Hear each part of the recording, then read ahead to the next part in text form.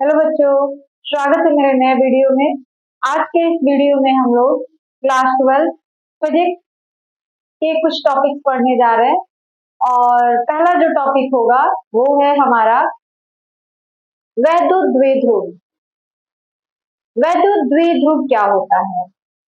तो वैद्युत द्विध्रुव जो होता है एक ऐसा निकाय होता है, एक ऐसा सिस्टम होता है जिसमें दो समान किंतु दिशा में विपरीत दो समान परिमाण के आवेश, लेकिन उनकी दिशा जो होती है वो विपरीत होती है। जैसे मान लीजिए दो आवेश है, एक है 4 कूलाम तो दूसरा होगा -4 कूलाम। उनका परिमाण समान हो लेकिन दिशा जो हो वो विपरीत हो। तो दो समान आवेश जिनका परिमाण समान हो किंतु दिशा जो हो विपरीत हो, एक दूसरे से काफी अल्प दूरी पर स्थित होते हैं, तो ऐसे निकाय को हम लोग वैद्युत द्विध्रुव कहते हैं। ठीक है, जो दोनों आवेशों के बीच की दूरी हम लोग लेते हैं दैट इज 2L, उसको हम लोग 2L मानते हैं। देखिए, दोनों आवेशों के बीच की दूरी 2L ही क्यों लिया गया? क्योंकि ये कहा गया है कि दोनों आवेशों के बीच की दूरी काफी अल्प दूरी होनी चाहिए, काफी कम दूरी होनी चाहिए। तो 2L ही क्यों लिया गया? जो दो आवेश जो होते हैं उन दोनों के बीच की दूरी हम लोग 2L मान लेते हैं और उसी को हम लोग द्विध्रुव की लंबाई कहते हैं। तो द्विध्रुव की लंबाई को 2L ही क्यों माना जाता है? 2L से छोटा तो L है, L क्यों नहीं माना गया? क्योंकि देखिए, यहाँ जो है द्विध्रुव की लंबाई को हम लोग L ना लेकर के 2L लेते हैं, इसलिए जब इस पे बहुत सारे कैलकुलेशन किए गए हैं और कैलकुलेशन में आसानी होती है। ठीक है, जब हम लोग कैलकुलेशन करते हैं, सॉल्व करते हैं तो उस समय आसानी होती है और इसी को लेकर बहुत सारे व्युत्पत्ति भी किए जा चुके हैं। इसीलिए दोनों आवेशों के बीच की दूरी को 2L ही माना जाता है, L नहीं। ठीक है, अब उसी बात को लिखा गया है यहाँ पे। 2L दूरी लेकर के कई सारे सूत्रों की स्थापना हो चुकी है, कई सारे सूत्रों का निगमन हो चुका है। इसलिए भी ये होता है कि जो द्विध्रुव की लंबाई होगी वो 2L होगी, L नहीं। ठीक है, तो कभी भी अगर द्विध्रुव की लंबाई दी गई हो, मान लीजिए द्विध्रुव की लंबाई 10 मीटर या 10 सेंटीमीटर या जितना भी दिया हो, उसको हम लोग हमेशा 2L के बराबर ही मानते हैं, L के बराबर नहीं मानते। क्लियर है? चलिए, तो वैद्युत द्विध्रुव क्या है? वैद्युत द्विध्रुव वह निकाय है जिसमें दो समान परिमाण तथा विपरीत प्रकृति के आवेश Q और -Q एक दूसरे से अल्प दूरी, वो अल्प दूरी रहेगी 2L पर स्थित होते हैं। ऐसे निकाय को हम लोग क्या कहते हैं? वैद्युत द्विध्रुव कहते हैं। ठीक है, दूसरी चीज, वैद्युत द्विध्रुव के गुण क्या क्या होते हैं? तो देखिए, वैद्युत द्विध्रुव जो होते हैं इसके ये 4 गुण बताए गए हैं, इसके बारे में ये 4 बातें बताई गई हैं। पहली बात क्या है? दोनों आवेशों को मिलाने वाली रेखा को द्विध्रुव का अक्ष कहते हैं। देखिए, यहाँ पे दो आवेश हैं, एक है -Q और एक है +Q। दोनों जो है परिमाण में समान है, लेकिन इनकी जो प्रकृति है वो क्या है? विपरीत है। एक प्लस है तो दूसरा माइनस है। जैसे अगर एक 10 कूलाम लेते हैं तो दूसरा -10 कूलाम। ठीक है, तभी वो द्विध्रुव का फॉर्मेशन मतलब बन पाएगा, या फिर द्विध्रुव नहीं बन पाएगा। ठीक है, तो पहला गुण क्या है कि दोनों आवेशों को मिलाने वाली रेखा को द्विध्रुव का अक्ष कहते हैं। यानी यहाँ आवेश -Q है और यहाँ पे Q है, इन दोनों आवेशों को अगर मिला दिया जाए, ठीक है, तो ये जो रेखा होगी, मान लीजिए हमने कहा AB, यहाँ A और B, तो ये जो AB रेखा है उसी को हम लोग क्या कहेंगे? द्विध्रुव का अक्ष कहेंगे। दोनों आवेशों को मिलाने वाली रेखा को हम लोग क्या कहेंगे, द्विध्रुव का अक्ष कहेंगे। दूसरी बात क्या है, दोनों आवेशों के बीच की दूरी 2L द्विध्रुव की लंबाई कहलाती है। दोनों आवेशों के बीच की दूरी को हम लोग 2L मानते हैं और उसी को हम लोग द्विध्रुव की लंबाई कहते हैं। ठीक है, जैसे मान लीजिए हमने कहा कि +10 माइक्रोकुलाम और -10 माइक्रोकुलाम ये दो आवेश हैं और दोनों जो है 4 सेंटीमीटर की दूरी पर हैं। तो यहाँ जो लंबाई होगी दोनों आवेशों के बीच की दूरी होगी वो हो जाएगा 2L = 4 सेंटीमीटर, इस तरीके से। यानी जो द्विध्रुव की लंबाई लेंगे हम लोग, चाहे जितना भी दिया हो उसको हमेशा 2L ही माना जाएगा, इसलिए कि द्विध्रुव की लंबाई को 2L से रिप्रेजेंट किया जाता है, दिखाया जाता है। आगे बात समझ में? ओके, अब हम लोग आगे बढ़ते हैं, तीसरी प्रॉपर्टी क्या है वो देखते हैं। द्विध्रुव का कुल आवेश शून्य होता है लेकिन इसका वैद्युत क्षेत्र शून्य नहीं होता है। सही बात है, जैसे कोई भी परमाणु, थोड़ा सा हम लोग केमिस्ट्री में चलते हैं, कोई भी परमाणु जो होता है मूल रूप से उदासीन होता है। क्यों उदासीन होता है? इसलिए कि उसमें जितने इलेक्ट्रॉन होते हैं उतने ही प्रोटॉन होते हैं। इलेक्ट्रॉन पर ऋण आवेश होता है और प्रोटॉन पर धन आवेश होता है। किसी भी परमाणु में जितना ऋण आवेश होता है उतना ही धन आवेश होता है और इसीलिए वह परमाणु जो होता है मूल रूप से उदासीन होता है। ठीक है, तो यहाँ भी वही चीज है, द्विध्रुव का कुल आवेश शून्य होता है। जैसे अभी हम एक द्विध्रुव बना रहे हैं, मान लीजिए ये 10 कूलाम हो गया और ये -10 कूलाम हो गया, ये द्विध्रुव है और इसका कुल आवेश तो 10 - 10 = 0। जितना प्लस चार्ज है उतना ही माइनस चार्ज है और एक प्लस में है और एक माइनस में, तो फिर हम लोग दोनों को अगर जोड़ेंगे तभी तो कुल आवेश निकलेगा, तो कुल आवेश क्या आ जाएगा, शून्य आ जाएगा। तो किसी भी द्विध्रुव का कुल आवेश जो होता है क्या होता है, शून्य होता है, लेकिन इसका वैद्युत क्षेत्र शून्य नहीं होता।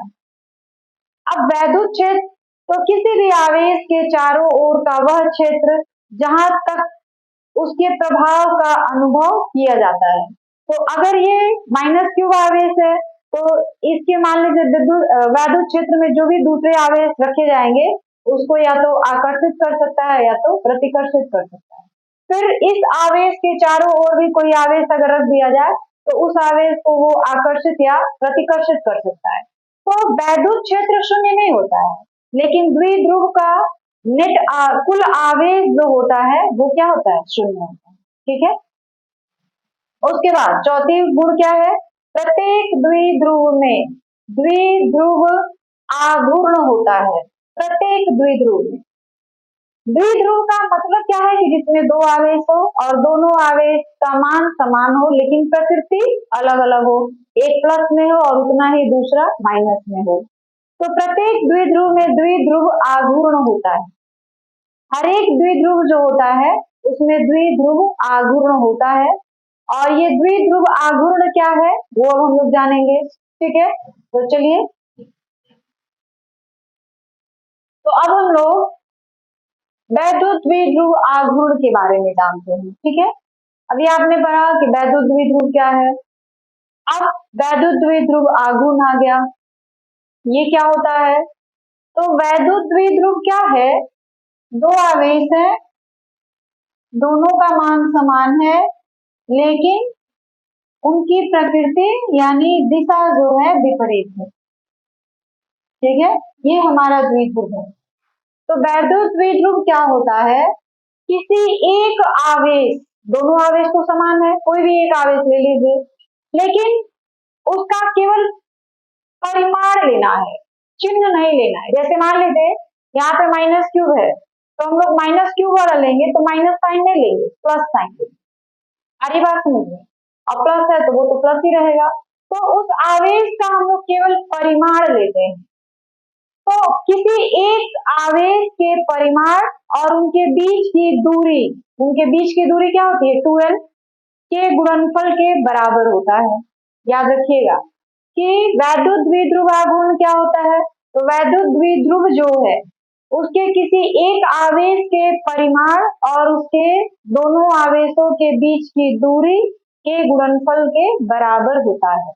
ठीक है, जैसे मान लीजिए ये आवेश है और ये भी आवेश है, दोनों तो समान है, बस अंतर क्या है, साइन अलग अलग है, एक प्लस है और एक माइनस है, तो आपको माइनस साइन नहीं लेना है, माइनस साइन को इग्नोर कर देना है, प्लस साइन को ही लेना है। ठीक है, तो देखिए किसी वैद्युत द्विध्रुव का वैद्युत द्विध्रुव आघूर्ण किसी एक आवेश के परिमाण, दिशा नहीं लेंगे, तथा दोनों आवेशों के बीच की दूरी के गुणनफल के बराबर होता है और इसकी दिशा ऋण आवेश से धन आवेश के ओर होती है। यह एक सदिश राशि होती है, यह एक सदिश राशि होती है और इसे P द्वारा प्रदर्शित किया जाता है और P बराबर तक क्या हो जाएगा, कोई एक आवेश ले लीजिए तो दोनों आवेश तो क्यूब है, उनके बीच की दूरी 2l, यानी P बराबर Q इंटू 2l।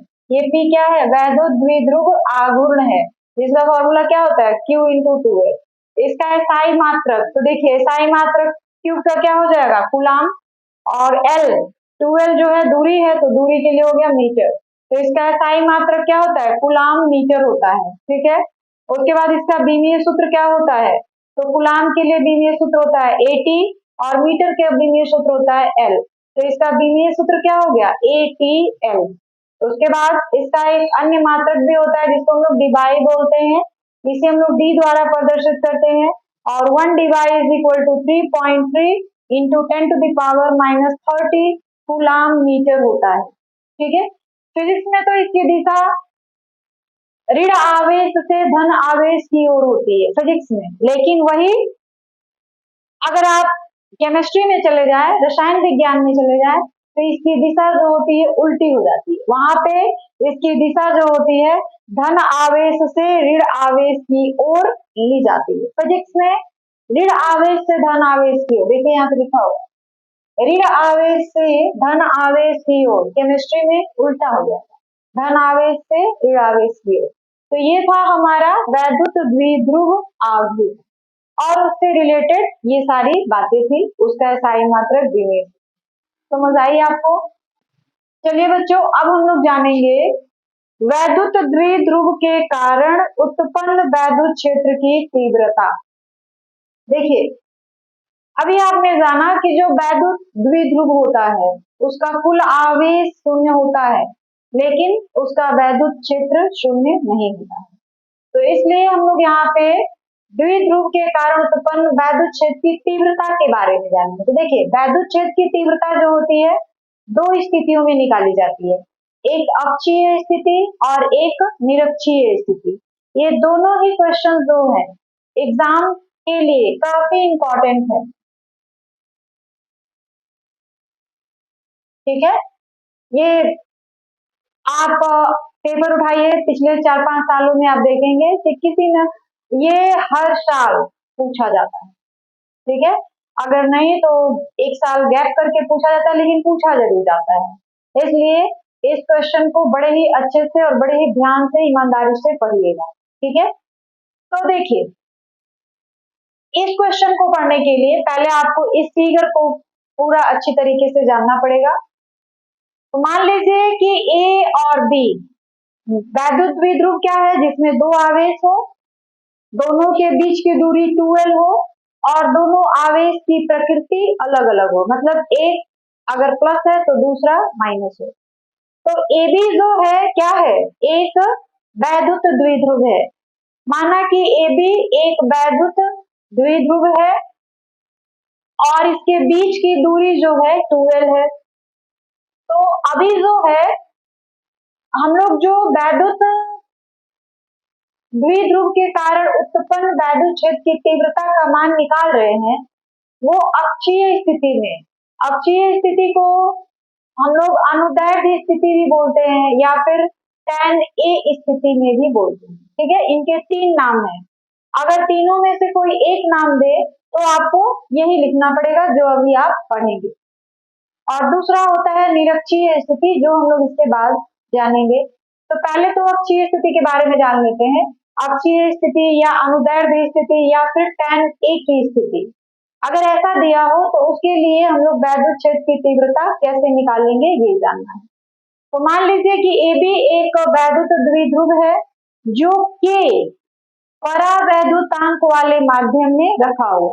यहाँ पे परावैद्युतांक K आपको लेना है, ठीक है। और दोनों आवेशों के बीच की दूरी कितनी है, 2L है। दोनों आवेशों के बीच की दूरी, एक प्लस एक माइनस क्यूब और एक प्लस क्यूब, दोनों आवेशों के बीच की दूरी 2L हो गई। वैद्युत द्विध्रुव के मध्य बिंदु, तो ये मध्य यानी बीच वाले हिस्से से जब हम लोग इसके दो पार्ट करेंगे तो आधी दूरी L के बराबर हो गई और ये आधी दूरी L के बराबर।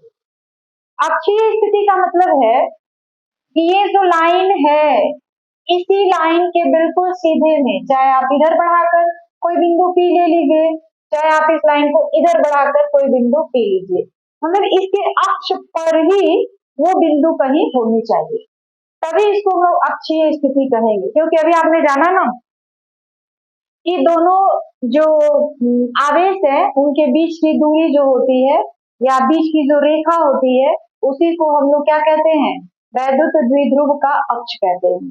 तो इसी रेखा के अनुदेश, मतलब आप चाहे तो इस लाइन को इधर खींच दीजिए, बढ़ा दीजिए, चाहे तो आप इस लाइन को इधर बढ़ा दीजिए, अक्ष पे ही ये लाइन बिंदु जो है P कहीं होना चाहिए। तो हमने क्या किया, इस लाइन को थोड़ा सा बढ़ा दिया और यहाँ पे एक बिंदु P लिया गया है। इस बिंदु P पर आपको वैद्युत क्षेत्र की तीव्रता निकालनी है, क्लियर है। ये जो बिंदु P है उसी बिंदु P पर वैद्युत क्षेत्र की तीव्रता आपको ज्ञात करनी है। और जो बिंदु P है और जो वैद्युत द्विध्रुव है उसके मध्य बिंदु से मतलब वैद्युत द्विध्रुव के मध्य बिंदु से बिंदु P की दूरी क्या हो जा रही है, R हो जाएगी, ठीक है। और फिर अगर हम प्लस Q से बिंदु P की दूरी ले तो R माइनस L हो जाएगी, माइनस Q से बिंदु P की दूरी ले तो R प्लस L हो जाएगी। तो चलिए इस बात को थोड़ा सा लिख लेते हैं। माना कि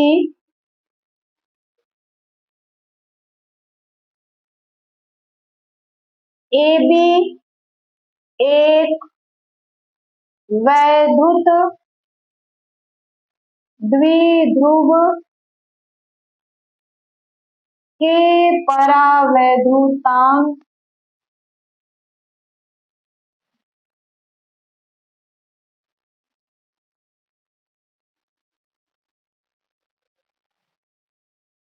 वाले माध्यम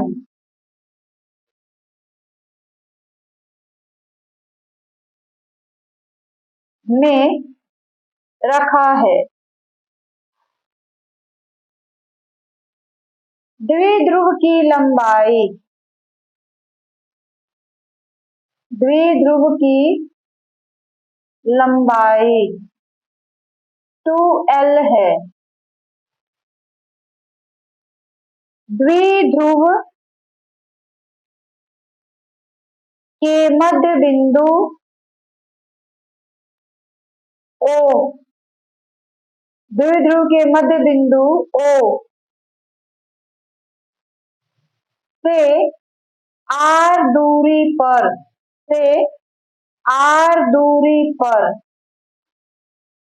एक बिंदु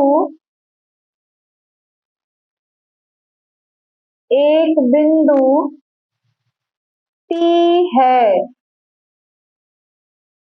जिस पर हमें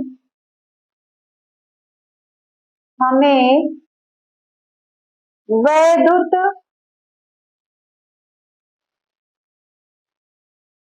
क्षेत्र की तीव्रता का मान ज्ञात करना है, ज्ञात करना है।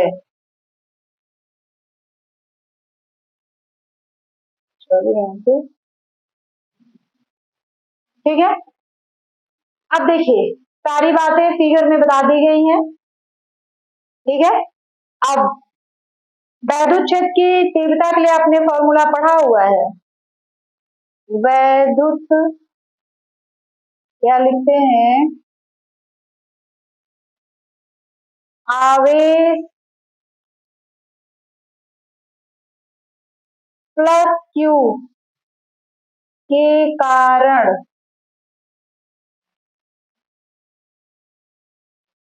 वैद्युत क्षेत्र की तीव्रता, वैद्युत क्षेत्र की तीव्रता, मान लीजिए कि E1 है, ये is equal to E1 is equal to, formula क्या होता है 1/4πε0 के और फिर Q बटा R स्क्वायर। तो हम उसी फॉर्मूले पे रखेंगे 1/4πε0। यहाँ तो निर्वात नहीं दिया गया है, माना कि AB एक वैद्युत द्विध्रुव के परावैद्युतांक वाले माध्यम में रखा है, तो यहाँ पे निर्वात नहीं है। जब निर्वात रहेगा तब K की वैल्यू हम लोग 1 रख लेंगे। और किस आवेश के कारण हम लोग निकाल रहे हैं वैद्युत द्विध्रुव के वैद्युत क्षेत्र की तीव्रता, तो आवेश क्यूब के कारण, तो वो आवेश हो जाएगा क्यूब। और किस बिंदु पर निकाल रहे हैं, तो P बिंदु पर निकाल, ठीक है। आवेश प्लस क्यूब यहाँ है और बिंदु P यहाँ है, ठीक है। तो जिस आवेश के कारण आप वैद्युत क्षेत्र की तीव्रता निकालते हैं, तो पहले तो वो क्यूब हो गया, फिर इस आवेश और इस बिंदु P, इन दोनों के बीच की दूरी, ध्यान से देखिएगा इस बात को, आपने लिखा है आवेश Q प्लस Q के कारण वैद्युत क्षेत्र की तीव्रता E1 मान लिया गया है, तो आवेश प्लस Q यहाँ पर है। अब बिंदु P पर आपको वैद्युत क्षेत्र की तीव्रता निकालनी है।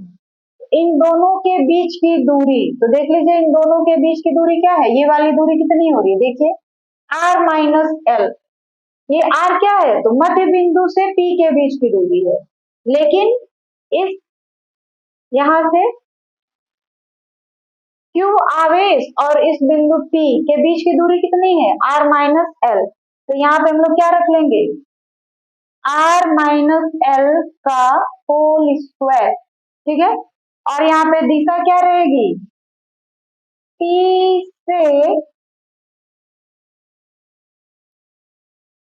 नो P से नहीं, देखिए B से, B B से P की ओर, B से P की ओर दिशा ये हो गई, ठीक है। अब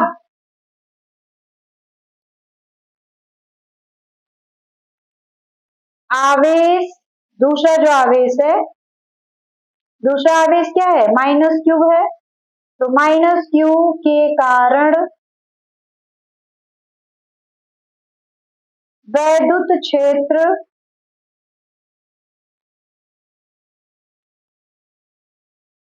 की तीव्रता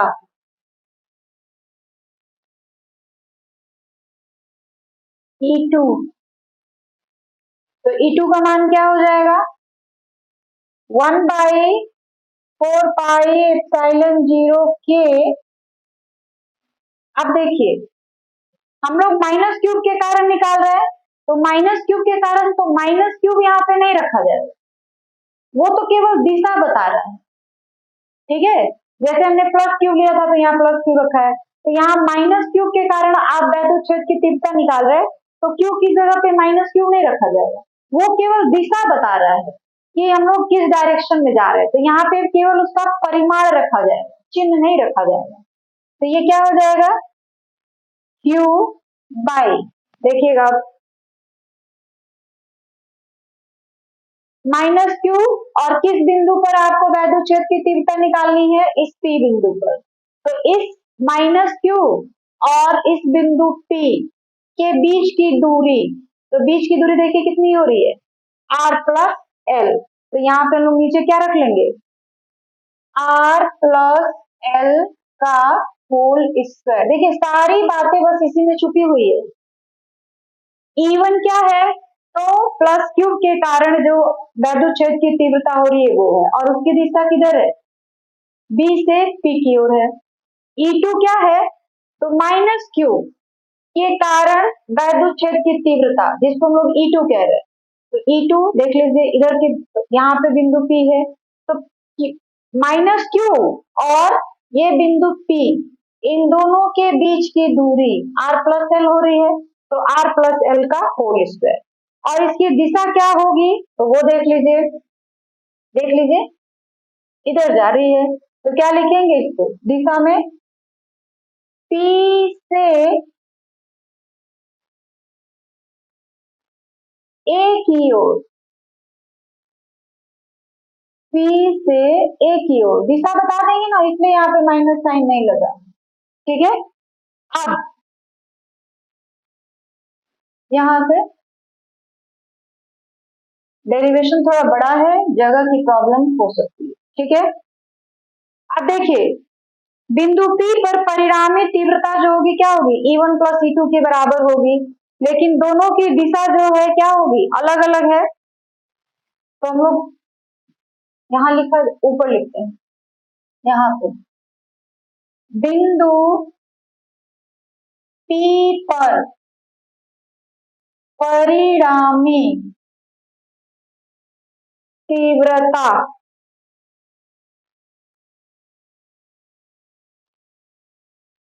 E1 तथा E2, E1 तथा E2 के सदिश योगफल के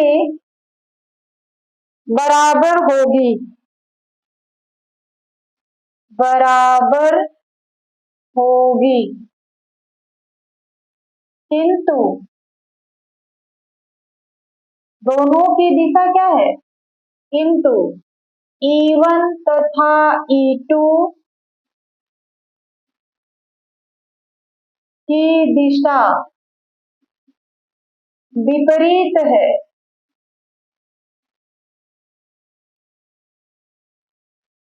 E1 और E2 देख लीजिए, E1 इधर की ओर जा रहा है, तो E2 जो है इधर की ओर जा रहा है, तो इसलिए इन दोनों की दिशा क्या होगी, अलग अलग हो जाएगी, तो परिणामी तीव्रता किसके बराबर हो जाएगी, इसलिए परिणामी तीव्रता E1 माइनस E2 के बराबर होगी। अगली बात समझ में, वैसे तो हमको दोनों को क्या करना है, जोड़ना है, तो दोनों की दिशा विपरीत है, इसलिए हम लोग दोनों को क्या कर देंगे, घटा देंगे, अंतर के बराबर होगा। तो अब हम लोग दोनों को घटाएंगे तो क्या होगा, देख लीजिए, E बराबर E1 minus E2, E is equal to, E1 का मान आपने कितना निकाला है, देख लीजिए,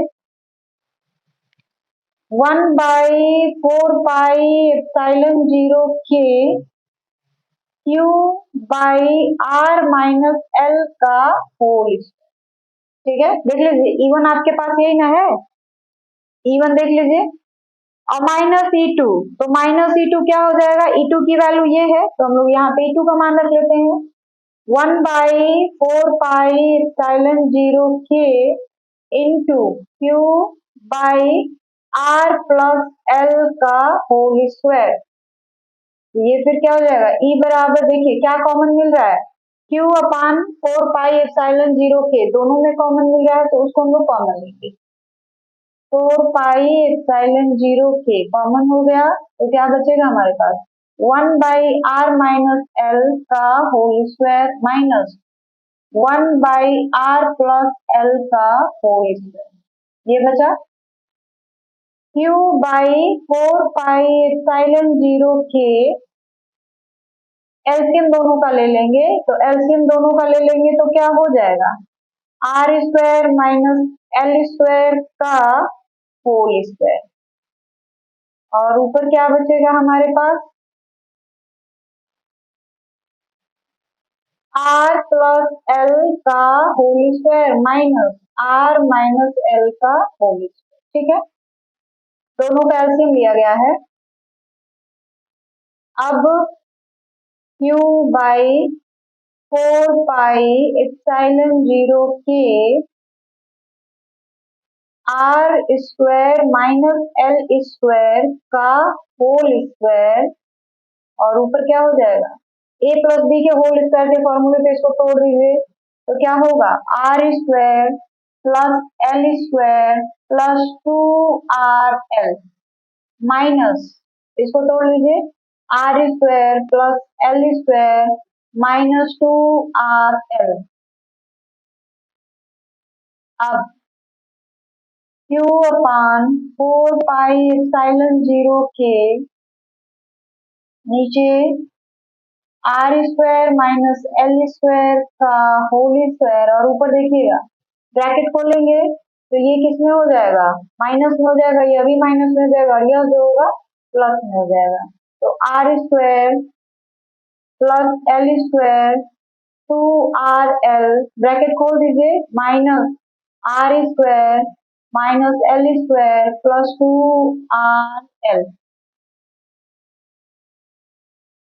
ठीक है, देखिए आर स्क्वायर एल स्क्वायर, क्या बचा हमारे पास, क्यू बाई 4 पाई एप्सिलॉन 0 के और 4 RL by R square minus L square का होल स्क्वायर। यहाँ तक देख लीजिए, कोई दिक्कत है आपको, क्या किया गया है, बस E is equal to E1 minus E2, E1 का मान आपने यहाँ पे निकाला हुआ है वो हमने रखा, E2 का मान भी आपने निकाला हुआ है वो हमने रखा। देखिएगा यहाँ भी 1/4 पाई एप्सिलॉन 0 के और क्यूब है, तो दोनों में क्या मिल रहा है, क्यूब बाई 4 पाई एप्सिलॉन 0 के हमने कॉमन ले लिया, तो अब क्या बचेगा यहाँ पे 1/r माइनस एल का होल स्क्वायर, माइनस है बीच में तो माइनस 1/r प्लस एल का होल स्क्वायर। अब इन दोनों का मल्टीप्लाई करना है, एलसीएम का मतलब मल्टीप्लाई ही हुआ, तो ये हो जाएगा R square minus L square का होल स्क्वायर, और जब एलसीएम लेंगे तो ये चीज यहाँ आ जाती है और यह चीज जो है यहाँ पे क्रॉस मल्टीप्लीकेशन तरह की बात हो जाती है। तो ये आर प्लस एल का whole square minus R minus L का होल स्क्वायर, इसको हमने ए प्लस बी के होल स्क्वायर के फॉर्मूले पे तोड़ दिया, तो A square plus B square plus 2ab, इसको ए माइनस बी के होल स्क्वायर के फॉर्मूले पे तोड़ा गया, A square plus B square minus 2ab, bracket के आगे माइनस है, जब ब्रैकेट हटाएंगे तो अंदर का सारा साइन जो होगा क्या हो जाएगा, चेंज हो जाएगा, तो R square cancel, L square cancel, 2RL और 2RL बच गया 4RL, और नीचे R square minus L square का होल। ठीक है, इसके बाद देखिएगा जगह की थोड़ी सी दिक्कत है यहाँ पे, कोशिश करेंगे इसी में हो जाए। ठीक है, अब देखिए क्या करा जाए, तो इसको हम लोग क्या कर रहे हैं, यहाँ जो आया हुआ है क्यूब को अंदर कर दे रहे हैं, तो यहाँ क्या बच जाएगा, 1 E इज इक्वल टू, आप हमेशा ये लिखते चलिएगा, जगह नहीं है इसलिए नहीं लिख रहे हैं, आप हमेशा E इज इक्वल टू लिखते रहिए। ठीक है, तो E इज इक्वल टू क्या हो जाएगा, 1/4 पाई एप्सिलॉन 0 के, और अंदर क्या बचा, तो ये क्यूब अंदर आ गया है, तो हमने 4 को क्या लिखा है 2, फिर 2 Q into 2L by R square minus L square का होल स्क्वायर, ये चीज बचा हुआ है। हमने क्या किया, 4 को लिखा है 2 इंटू 2 लिख सकते हैं ना, यहाँ जो क्यू था उसको हमने अंदर कर दिया, तो 2 और क्यू और फिर 2L, क्यू इंटू 2L किसके बराबर होता है, अभी आपने पढ़ा है, क्यू इंटू 2L जो होता है क्या हो जाएगा, P के बराबर हो जाता है, वैद्युत द्विध्रुव आघूर्ण, अभी आपने पढ़ा था कि Q इंटू 2L जो होता है किसके बराबर हो जाता है, P के बराबर, तो ये हो जाएगा P, और जो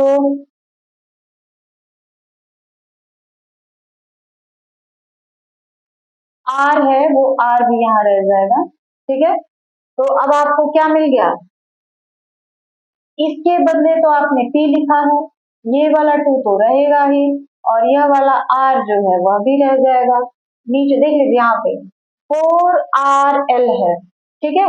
तो हमने क्या किया, 2 एक बाहर कर दिया, इस क्यूब को अंदर ले लिया गया, तो हमने लिखा 2L 2L इंटू क्यूब और ये R बचा हुआ था, तो यहाँ पे हमने R लिखा हुआ है 2 और ये पूरा जो किसके बराबर है, P के बराबर है और ये जो है R है। अब यहाँ क्या बचा हमारे पास, R square minus L square का होल स्क्वायर। क्लियर है, ये बातें समझ आ रही हैं आपको? ओके, अब हम लोग क्या करेंगे देखिए, तो E बराबर जो है क्या आ जा रहा है 1/4πε0 K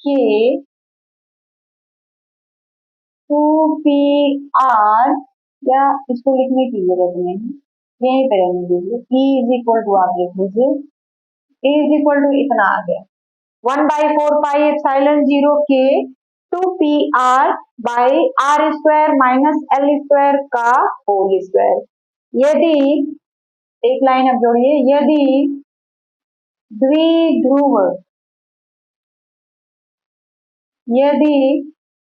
द्विध्रुव काफी छोटा है तब, काफी छोटा है तब, अगर ये जो द्विध्रुव है जिसके बीच की लंबाई 2L आप कह रहे हैं, ये काफी छोटा हो जाए, मतलब इस तरीके से हो जाए, एक -q और एक यहाँ पे +q, काफी छोटा हो जाए, इसके बीच की दूरी जो है काफी कम हो जाए, ऐसी स्थिति में क्या होगा, तब L less than R, L की जो वैल्यू होगी वो R से बहुत ही छोटी हो जाएगी। यदि द्विध्रुव को काफी छोटा कर दे, मतलब एक इतनी छोटी दूरी मान लीजिए, यहाँ पे क्यूब है और यहाँ पे +q है, बिल्कुल छोटा हो जाए, उस केस में क्या होगा, L की जो दूरी होगी काफी कम हो जाएगी, R से ही बहुत कम हो जाएगी। तो R से बहुत कम हो जाएगी तो क्या हो जाएगा, R को हम लोग L को हम लोग क्या कर देंगे, इग्नोर कर देंगे, क्योंकि L का मान जो आ रहा है R से बहुत ही छोटा है, तो हम लोग क्या करेंगे, L को छोड़ देंगे, तो E is equal to 1/4πε0 K into 2PR बटा, अब L को हम लोग इग्नोर कर रहे हैं, क्यों इग्नोर कर रहे हैं, क्योंकि L का जो मान है वो काफी कम है, बहुत ही छोटा है, इसलिए हम लोग उसको क्या कर दे रहे हैं, छोड़ दे रहे हैं, तो ये तब क्या बच जाएगा, R स्क्वायर का स्क्वायर, ठीक है, तब ये क्या हो जाएगा 1/4πε0 K 2PR by R square और उसका स्क्वायर R की पावर 4, एक R और यहाँ क्यूब आ जाएगा, तो फिर हमारे पास क्या बचा 1/4πε0 K इंटू 2P, अब नीचे ऊपर का R और नीचे का R4 कैंसिल हो गया, एक R, तो क्या बच गया R3, ठीक है, R3 बच गया।